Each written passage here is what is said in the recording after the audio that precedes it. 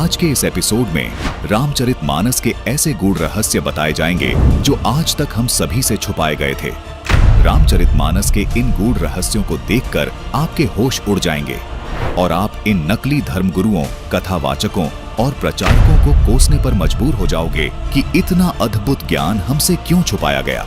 इस एपिसोड को देखने के बाद आप खुद कहोगे कि ये सब तथाकथित धर्मगुरु सनातन धर्म के नाशक हैं। दर्शकों, इस एपिसोड को देखने के बाद आपको सहज ही समझ आ जाएगा कि सनातनी पूजा के पतन के पीछे क्या राज छुपा है।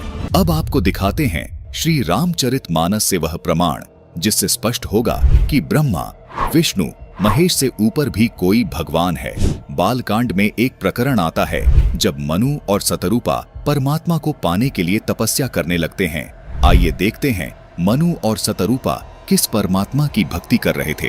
ये है श्री रामचरितमानस से बालकांड का दोहा नंबर 143, जिसकी चौपाई नंबर 3 में लिखा है कि नेति नेति जेहि वेद निरूपा, निजानंद निरूपाधि अनुपा, शंभु विरंचि विष्णु भगवाना, उपजहीम जासु अंश ते नाना।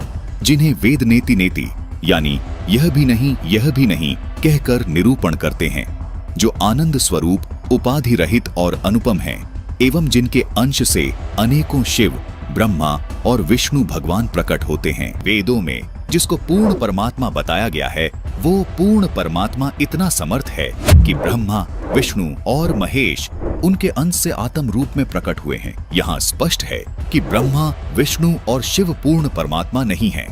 जिसके अंश से ये तीनों देवता उत्पन्न होते हैं, वो पूर्ण परमात्मा है।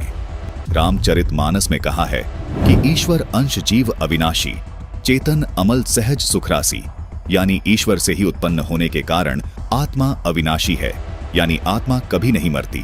जिस परमेश्वर से जीव आत्मा उत्पन्न हुआ है, वह परमेश्वर अविनाशी, चेतन, निर्मल और स्वभाव से सुख की राशि है। लेकिन सब जीवों के शरीर नाश हो जाते हैं, जिसका समर्थन गीता अध्याय 15 श्लोक 16 भी करता है। आत्मा को अविनाशी इसीलिए कहा गया है क्योंकि आत्मा रूप में ब्रह्मा, विष्णु, महेश, दुर्गा व क्षर पुरुष यानी गीता ज्ञान दाता तथा सर्व प्राणियों की उत्पत्ति उसी पूर्ण परमात्मा ने की है। इसलिए रामचरितमानस में लिखा है कि अनेकों ब्रह्मा, विष्णु, महेश उस सच्चिदानंद ब्रह्म से आत्मा रूप में उत्पन्न होते हैं। जिस परमात्मा से सभी प्राणी आत्मा रूप में उत्पन्न हुए हैं, उस परमात्मा को गीता अध्याय 15 श्लोक 17 में उत्तम पुरुष कहा गया है। उसी परमात्मा को तीनों लोकों में धारण पोषण करने वाला परमात्मा तथा वास्तव में अविनाशी परमेश्वर कहा गया है। गीता अध्याय 4 श्लोक 5 और 9 में तथा गीता जी अध्याय 2 श्लोक 12 में तथा गीता अध्याय 10 श्लोक 2 में गीता ज्ञान दाता यानी क्षर पुरुष ने अपने आप को नाशवान कहा है तथा स्वीकार किया है कि अर्जुन, मेरे और तेरे बहुत जन्म हो चुके हैं, उनको तू नहीं जानता, मैं जानता हूँ। इससे सिद्ध हो जाता है कि क्षर पुरुष यानी गीता ज्ञान दाता जो ब्रह्मा, विष्णु, महेश के स्थूल शरीर का पिता है, वो भी अविनाशी नहीं है, उसका शरीर भी नष्ट होता है। अब आपको गीता अध्याय 15 श्लोक 16 से भी स्पष्ट करते हैं। इस श्लोक में कहा है कि दो पुरुष हैं, क्षर पुरुष और अक्षर पुरुष, तथा इनके अंतर्गत सब प्राणियों के शरीर तो नाशवान है, यानी ये सब नष्ट होते हैं, परंतु आत्मा सबकी अविनाशी है। इसलिए ही रामचरितमानस में कहा है कि ईश्वर अंश जीव अविनाशी, चेतन अमल सहज सुखरासी, यानी परमात्मा का अंश होने के कारण आत्मा का कभी नाश नहीं होता। गीता अध्याय 15 श्लोक 17 में पूर्ण परमात्मा को उत्तम पुरुष और अविनाशी इसलिए कहा गया है क्योंकि उत्तम पुरुष यानी पूर्ण परमात्मा का शरीर भी अविनाशी है। इस उत्तम पुरुष को परमात्मा भी इसलिए कहा गया है क्योंकि ये पूर्ण रूप से अविनाशी है, सब आत्माओं का स्वामी है, जिसका शरीर भी कभी नष्ट नहीं होता।